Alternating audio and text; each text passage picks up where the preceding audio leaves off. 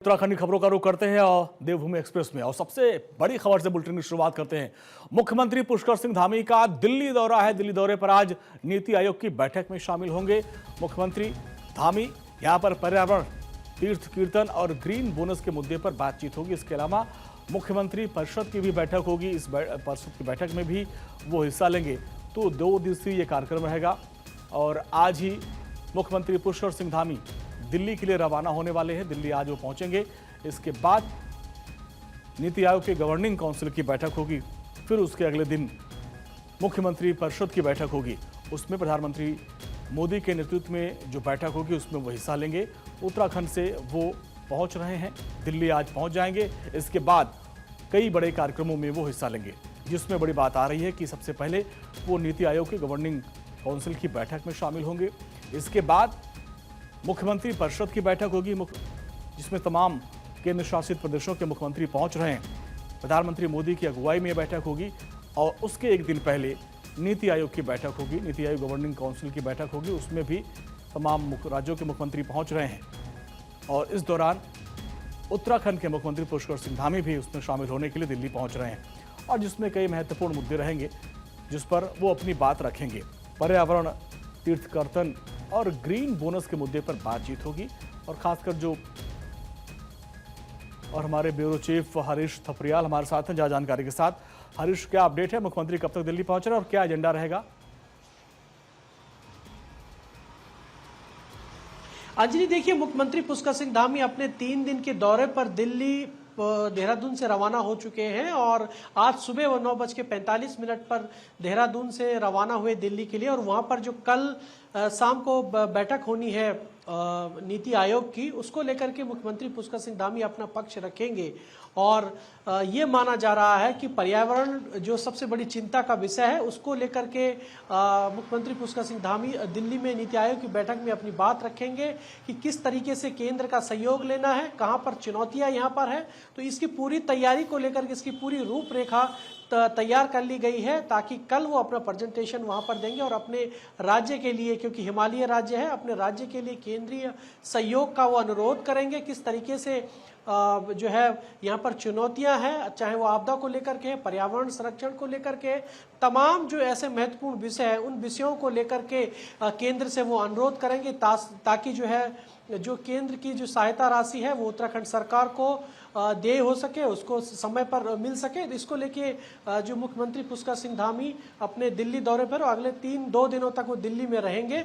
और साथ ही साथ सबसे जो महत्वपूर्ण बात यह कि जो उत्तराखंड में तीर्थाटन का जो सबसे महत्वपूर्ण विषय है, उस विषय को भी वो वहाँ पर रख सकते हैं, क्योंकि जो चारधाम यात्रा है वो उत्तराखंड की आर्थिकी का एक सबसे महत्वपूर्ण जरिया है। किस तरीके से केंद्र यहाँ चारधाम यात्रा में सहयोग कर सकती है, उन तमाम ऐसे जो महत्वपूर्ण विषय हैं उनको लेकर के मुख्यमंत्री पुष्कर सिंह धामी जी अपना पक्ष रखेंगे और अपने राज्य की जो भौगोलिक परिस्थितियां हैं उन परिस्थितियों के अनुरूप वो केंद्र से धनराशि का अनुरोध करेंगे, क्योंकि उत्तराखंड विषम भौगोलिक परिस्थिति वाला राज्य है। अचानक से यहाँ पर कभी आपदा आ जाती है, तो ऐसी परिस्थिति में किस तरीके से केंद्र को यहाँ पर सहायता राशि का अनुरोध करना पड़ता है। तो इन तमाम विषयों को लेकर के मुख्यमंत्री पुष्कर सिंह धामी कल पुरजोर तरीके से अपनी बात रखेंगे और ये उम्मीद की जा रही है कि इस बार नीति आयोग की बैठक में उत्तराखंड के लिए बहुत अच्छा जो है बजट कह सकते हैं और धनराशि जो है उत्तराखंड को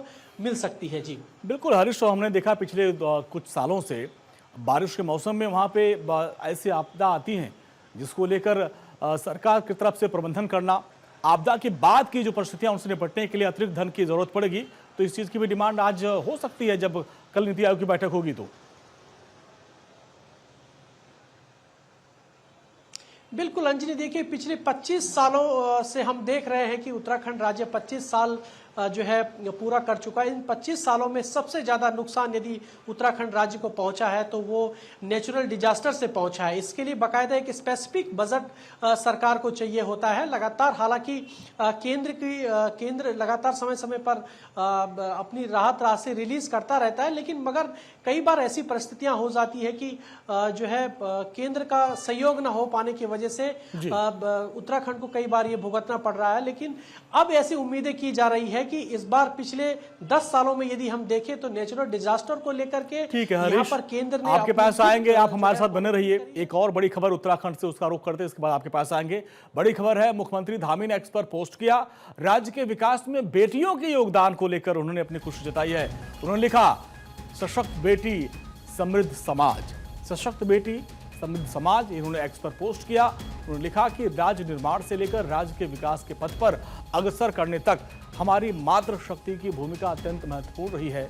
हमारी सरकार राज्य में नारी शक्ति को अधिक सशक्त बनाने के लिए निरंतर काम कर रही है। और ये उन्होंने ट्वीट किया।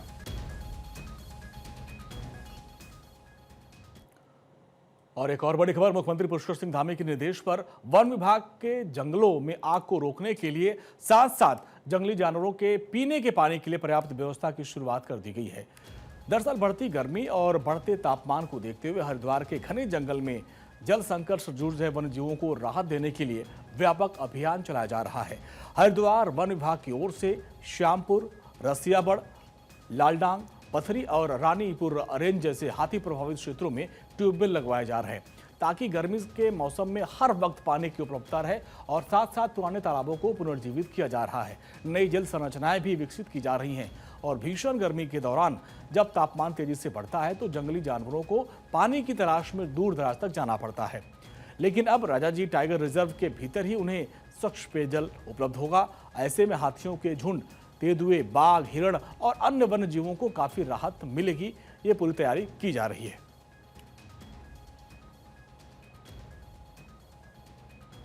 देखिए, जैसा कि अब गर्मियों का सीज़न बढ़ रहा है तो हमारे द्वारा समस्त वन क्षेत्र अधिकारियों को निर्देश दिए गए हैं कि उनके रेंज में जितने भी तालाब और वाटर होल्स हैं उसमें नियमित रूप से पानी की व्यवस्था की जाए। इसी क्रम में पिछले वर्ष हमारे द्वारा लगभग 5 बड़े तालाबों में जो है बोरिंग भी कराई गई है और जिसमें बोरिंग के माध्यम से हाथियों के लिए जो है वाटर होल्स को भरा जा रहा है। साथ ही साथ जो छोटे वाटर होल्स हैं उसमें टैंकर के माध्यम से भी जो है वो पानी की आपूर्ति की जा रही है।